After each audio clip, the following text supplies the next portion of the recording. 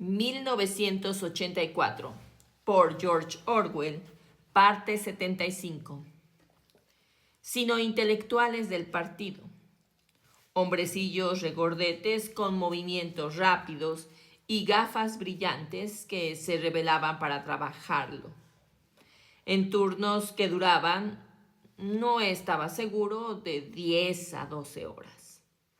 Estos otros interrogadores procuraban que se hallasen sometido a un dolor leve, pero constante, aunque ellos no se basaban en el dolor para hacerle confesar. Le daban bofetadas, le retorcían las orejas, le tiraban del pelo y le hacían sostenerse en una sola pierna.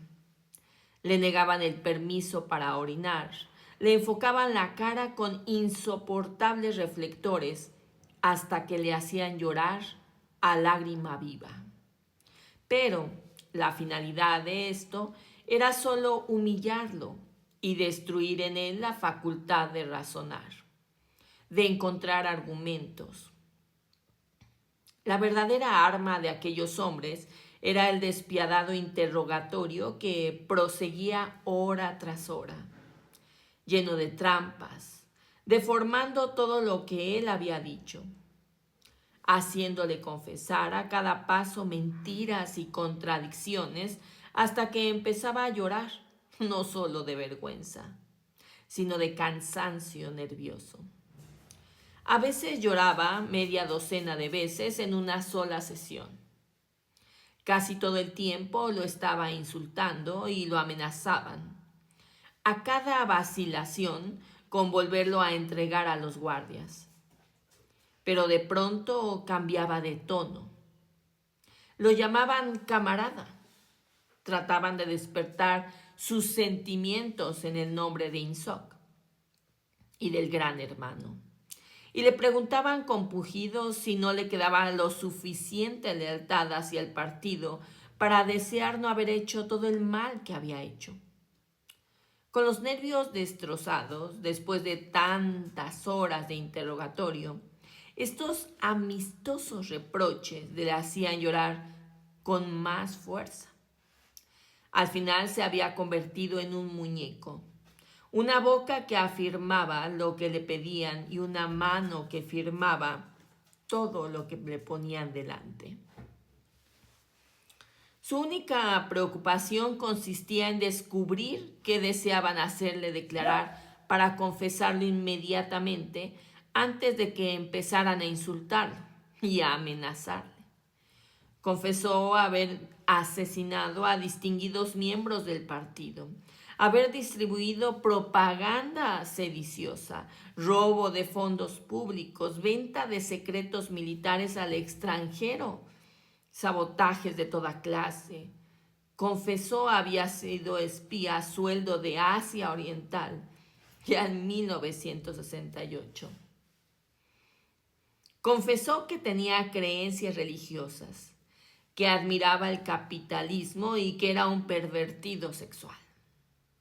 Confesó haber asesinado a su esposa, aunque sabía perfectamente, y tenían que saberlo también sus verdugos, que su mujer vivía aún.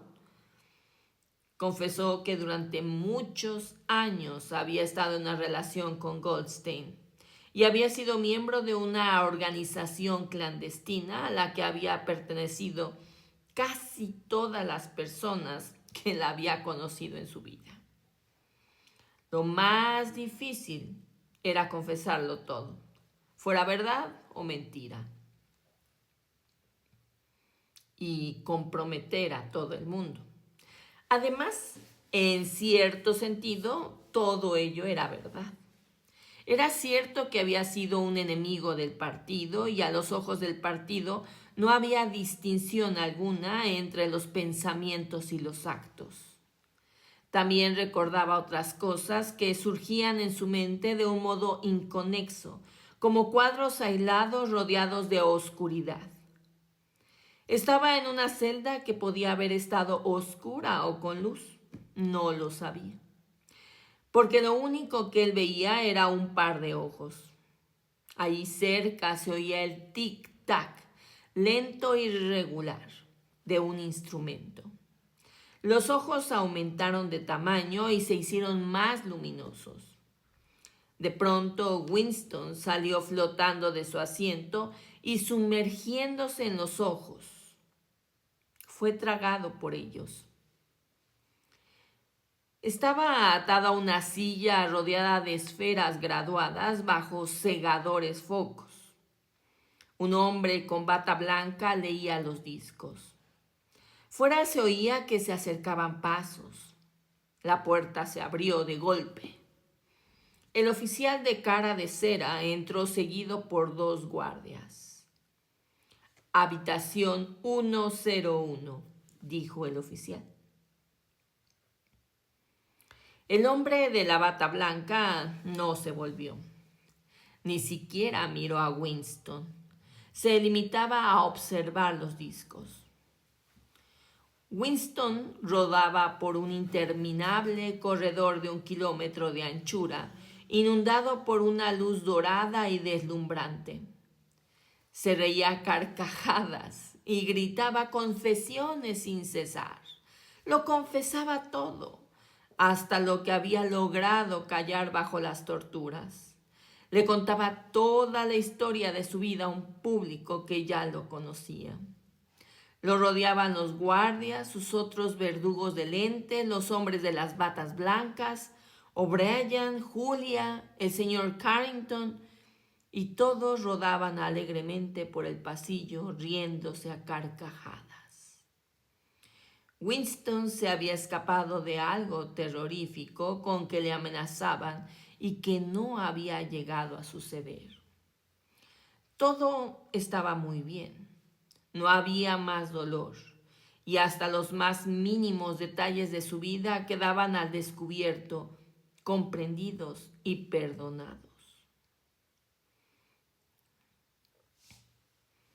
Intentó levantarse, incorporarse en la cama donde lo habían tendido, pues casi tenía la seguridad de haber oído la voz de O'Brien. Durante todos los interrogatorios anteriores, a pesar de no haber llegado a ver, había tenido la constante sensación de que O'Brien estaba allí, cerca, detrás de él. Era O'Brien quien lo había dirigido todo. Él había lanzado a los guardias contra Winston, y también él había evitado que lo mataran.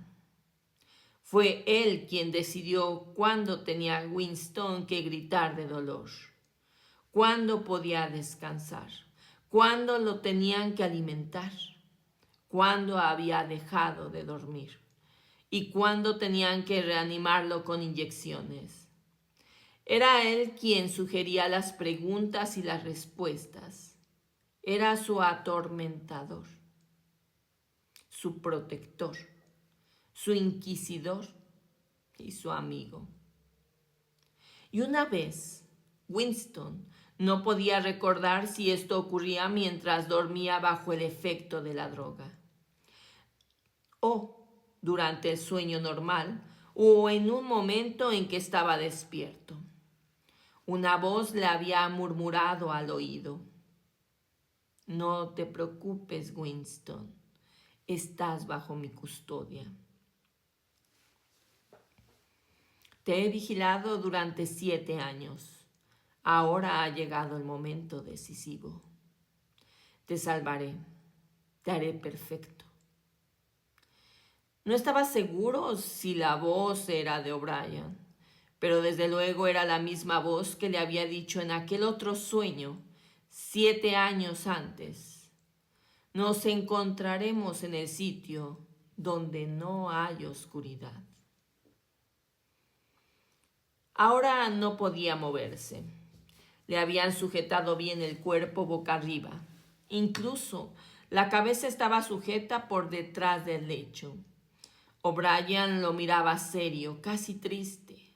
Su rostro, visto desde abajo, parecía vasto y gastado, y con bolsas bajo los ojos y arrugas de cansancio en la nariz y en la barbilla. Era mayor de lo que Winston creía. Quizás tuvieran 48 o 50 años.